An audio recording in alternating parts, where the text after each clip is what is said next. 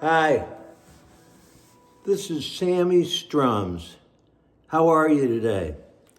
So that's a preview of my next video and my next song, just a little teaser.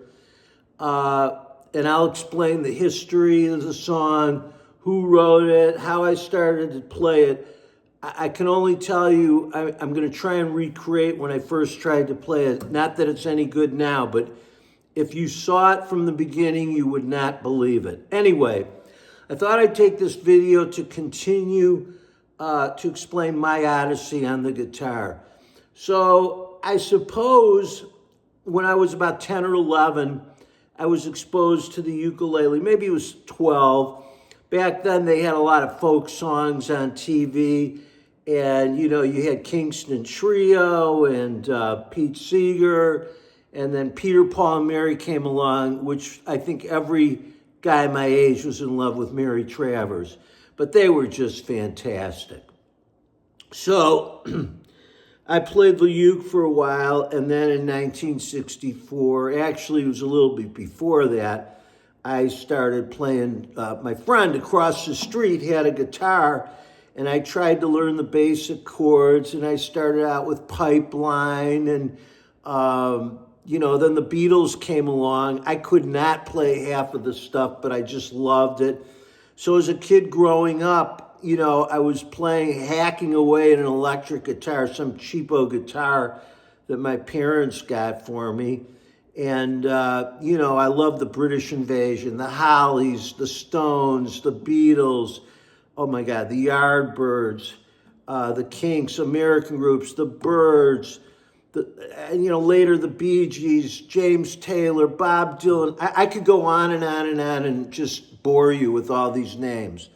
But anyway, I played and I really, really liked it. And then in high school, my sophomore year, I was asked to play bass, which I had never done,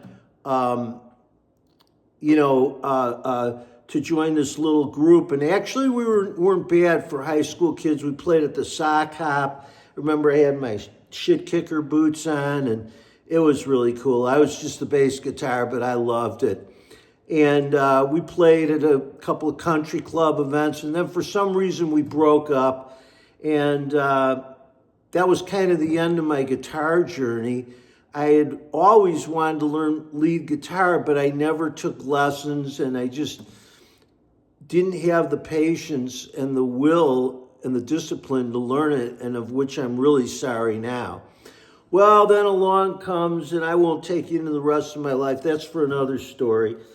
Many stories. But anyway, I don't remember what the year, but somewhere maybe in the 90s or late 90s, they had a Beatles anthology on TV.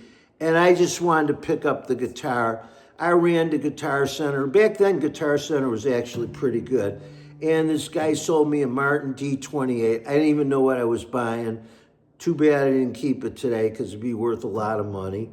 And I bought, I forget what other kind of guitar I bought, but it doesn't matter. I started playing and trying to revitalize my guitar interest. And it's really interesting because I was really into it. And I met this guy on an elevator in downtown Chicago, a guy named Tom Lyons, who became my best friend from an elevator. Do you believe that? It's a true story. And Lyons was just a really good guitar player. He was a lead guitar player, a few years younger than me at the time. I was probably in my 40s. And he played lead guitar for all these church groups. He had a Gibson Les Paul, loved Eric Clapton, loved Jimmy Page, loved Hendrix. But anyway, we became best friends. And I can tell you tons of stories what happened with me and Tom. But anyway, then again, he actually died. He was a former alcoholic, and I think he was overweight, and he had a heart condition. It really, boy, that death really took me by surprise and really kind of hurt me because we became great friends. And then I put the guitar down again. So I started playing golf when I was about 38. I was a fanatic golfer. I had problems with my eyes. And so I had to quit eventually. And I always told myself in golf, I got down to around a 10 handicap, you know, playing pretty competitively for amateurs, betting, playing in the tournaments at the country club. And I always told myself that if I kind of became non-competitive, I didn't want to play anymore. And I hurt my eyes, so I kind of stopped. And I really wasn't doing much.